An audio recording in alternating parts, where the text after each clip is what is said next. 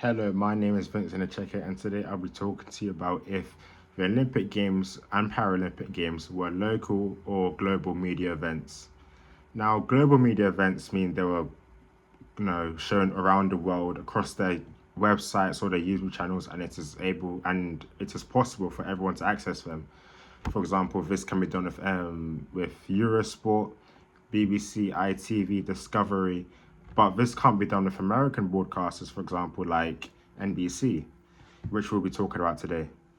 So, firstly, I'm going to start with Eurosport. Eurosport have thousands of videos on their YouTube channel discussing Olympics, showing videos, achievements from all different regions, and that shows it's a global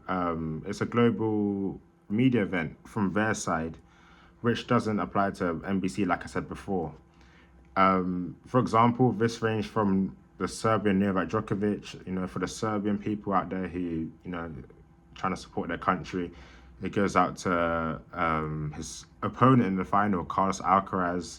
It also goes to Duplantis, who set records and was going viral across the Olympics and also received multiple interviews along the way. And the final one it went to was the Brit, Tom Daley.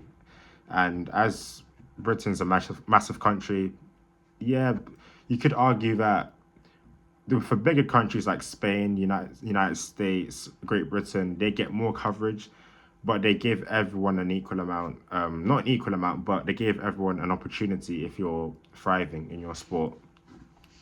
In 2014, Rowan Hutchins said that a reason why broadcasters like Eurosport, for example, are able to go to the Olympics and provide so much information for people at home is because of the advancements that have been made technology-wise. And even though the technical advancements have been a massive plus for the world, it's important that we do not price out the working class, for example, because if the more you price people out, the less people are going to buy the products, and the less people are going to buy your products, it's going to be harder for you to eventually keep it up and keep it global for your audience. According to Tomlinson, there are more people in media than there are athletes and officials at the Olympic Games and Paralympic Games, which further shows that it's become easier for people to go out there, get the information, and then give it back to those at home who need it. In Eurosport's case, they have showcased that it is a global media event because they've showed different cultures from around the world, not just restricting themselves to one country or maybe two countries. And they've really given their viewers an opportunity to, embrace other people and celebrate their achievements, which is why Eurosport is a global media event and not a local one. On the other hand, you've got NBC, who are an American broadcaster. They're not particularly global or local. They just keep it all American, and this can be seen on their YouTube channel. They had 158 videos on track and field. They had 83 on soccer and 119 on basketball. Every single one of these were American, which shows that they just wanted to keep it all American. They didn't care about the other audiences. They just cared about, providing to what their country needs to see, which is their own success. Nielsen and Kean said that sport has the power to bring together those who aren't even interested in sports. And like I just said previously, America they have a very strong sense of patriotism, and one way that the whole country unites is through sport.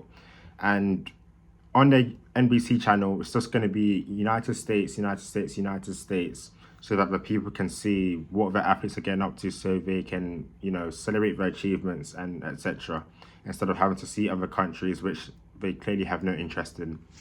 The reason as to why NBC's coverage of the Olympics and Paralympics is not global is because it's actually region locked. If you're in this country, for example, the United Kingdom, you will not be able to access all of the videos on NBC's channel for the Olympics and Paralympics, which further goes on to show that it's mainly for Americans, and anyone else, you're going to have to find it on a different channel like BBC, Discovery, or Eurosport, like I just spoke about. In 2013, Rowe argued that globalization is eroding the power of nation states.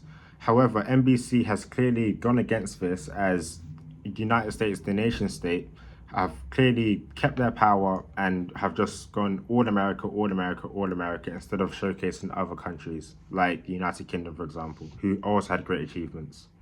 Another theorist, following on from that, Billings et al., argues that all nations try their hardest to promote nationalism, patriotism, which is clearly shown with the United States.